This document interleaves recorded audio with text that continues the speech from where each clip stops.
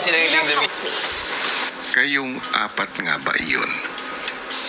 Sa palagay ko, kuya, kung ba't sila yung naipili ng mga housemate. Sa tingin ko kasi sila yung pinaka-malinis at gustong-gusto nila na lagi lahat na organize. Sang-ayon ba kayo na sina Heath at Fred ang pinakadisiplinado sa mga boys? Sa loob po ng kwarto, kuya, di ko po alam.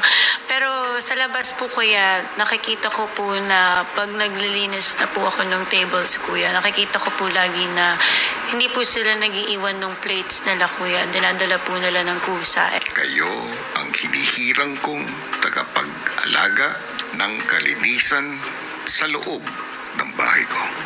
Nakita niyo naman ang estado, di ba?